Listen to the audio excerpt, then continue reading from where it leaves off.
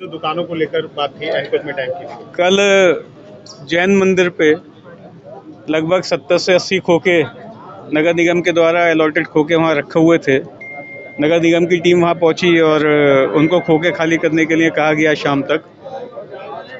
उसमें मेरे संज्ञान में जब मामला आया तो मैंने संबंधित अधिकारियों से बात की है। आज एक डेलीगेशन मेरे साथ जो जैन मंदिर के व्यापारी हैं वो मेरे साथ आज नगर आयुक्त जी से मिले हैं और वार्ता के बाद ये निर्णय निकला है कि कोई भी खोखा वहाँ से अभी नहीं हटाया जाएगा और कोई भी अतिक्रमण अभियान नहीं चलाया जाएगा। उसके साथ ही साथ मुरादाबाद में लाइन पास क्षेत्र में भी और चरण सिंह चौक पे और जगह जगह नगर निगम ने जहाँ भी अतिक्रमण के लिए निशानदेही की है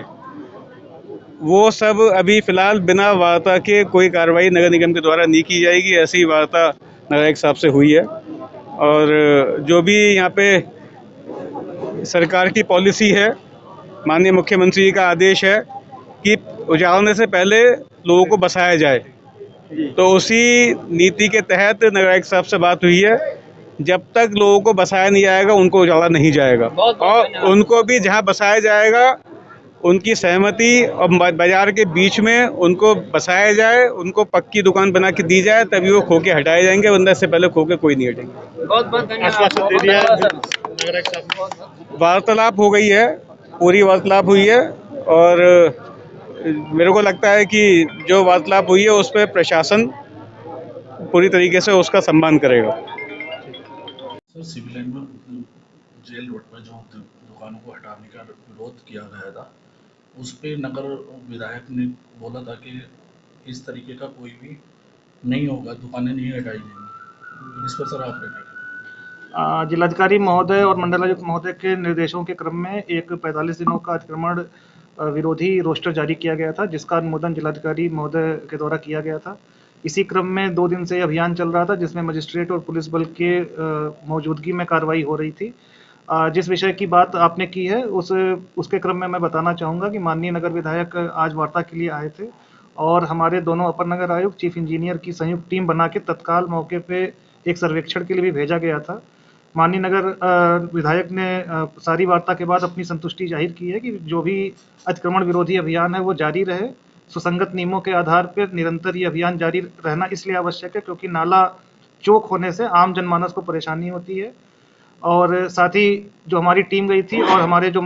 सम्मानित व्यापारी गण हैं उनके द्वारा भी ये सहमति जताई गई कि जहाँ जहाँ भी नाले की सफाई की आवश्यकता होगी वो सभी सहयोग करेंगे। यदि कहीं ऐसी आवश्यकता प्रतीत होती है तो उसके पुनर्वास या रिप्लेसमेंट की व्यवस्था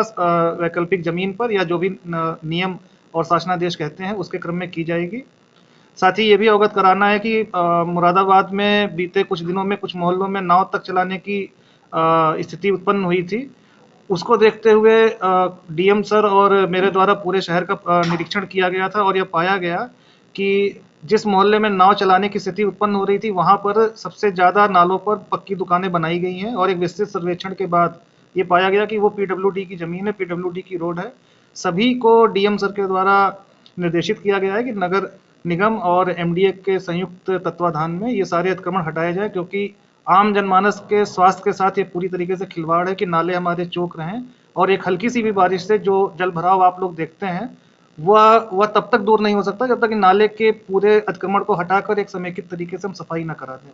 सर, विधायक जी का कहना है कि 2024 का इलेक्शन जो हारे हैं वो भी इन जैसे अधिकारियों की वजह से हारे हैं जो कि कुछ सोचते समझते नहीं है और बुलडोजर चला दिया जाता है। मैं इस पर कोई टिप्पणी नहीं करना चाहूँगा।